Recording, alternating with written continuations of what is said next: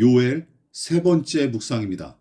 구약 성경 요엘서 1장 4절부터 9절 말씀까지 봉독합니다.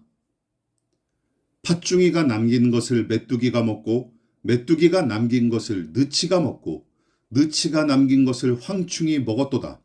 취하는 자들아 너희는 깨어 울지어다. 포도주를 마시는 자들아 너희는 울지어다. 이는 단 포도주가 너희 입에서 끊어졌음이니 다른 한 민족이 내 땅에 올라왔음이로다. 그들은 강하고 수가 많으며 그 이빨은 사자의 이빨 같고 그 어금니는 암사자의 어금니 같도다. 그들이 내 포도나무를 멸하며 내 무화과나무를 긁어 말갛게 벗겨서 버리니 그 모든 가지가 하얗게 되었도다. 너희는 처녀가 어렸을 때에 약혼한 남자로 말미암아 굵은 배로 동이고 애곡함같이 할지어다. 소재와 전제가 여호와의 성전에서 끊어졌고 여호와께 수종드는 제사장은 슬퍼하도다. 남유다 일대에 임한 메뚜기 재앙을 언급하는 내용이 3절부터 계속 이어지고 요엘 선지자는 이 사달에 담긴 하나님의 뜻을 남유다 백성에게 선포하고 있는 것은 물론이고 그 뜻에 따른 구체적인 결단과 행동을 그들에게 요구하는 데까지 나아갑니다. 자, 우선 본문이 팥중이, 메뚜기, 느치, 황충 등의 메뚜기과에 속하는 곤충을 일일이 언급하며 표현한 말씀을 보십시오.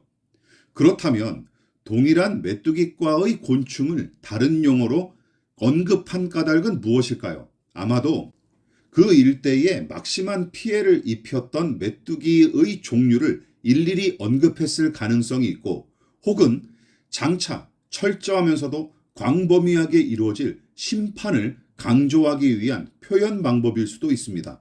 어쨌든 요엘 선지자는 남유다를 비롯한 그 일대가 무수한 메뚜기 떼로 인해 큰 피해를 입은 사실을 적나라하게 묘사함과 동시에 장차 하나님께서 이방 민족을 메뚜기 떼처럼 들이닥치게 하심으로써 이 땅을 심판하실 거로 예언했던 것입니다.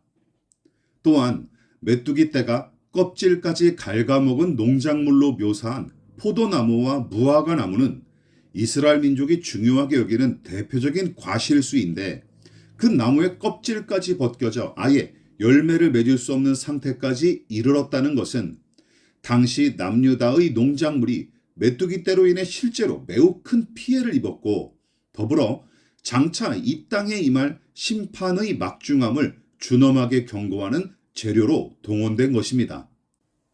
그러나 요엘은 하나님을 냉혹한 심판자로만 묘사하지 않을 뿐더러 이 재앙과 심판이 기계적으로 임한 게 아님을 강조하고 있죠. 자, 그럼 어떻게 그 사실을 알 수 있습니까?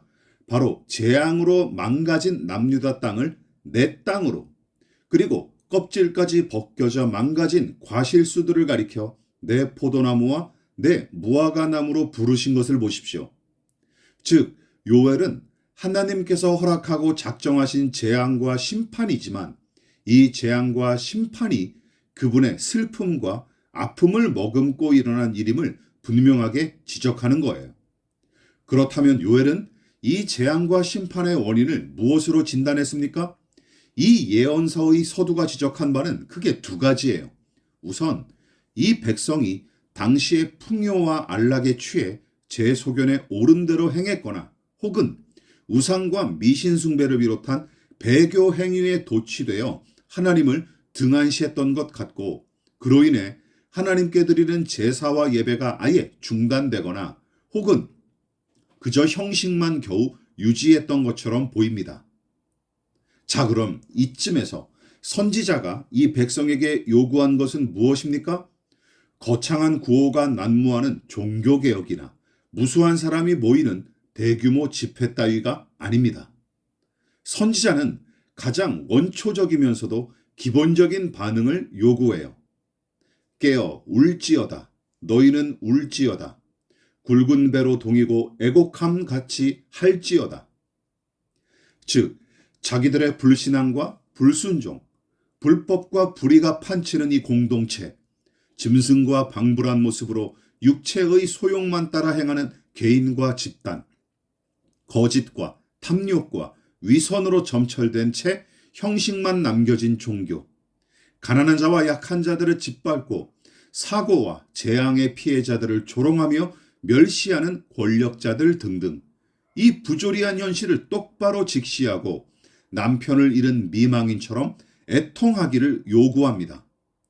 오늘날도 마찬가지입니다. 그러므로 여기서부터 시작하십시다.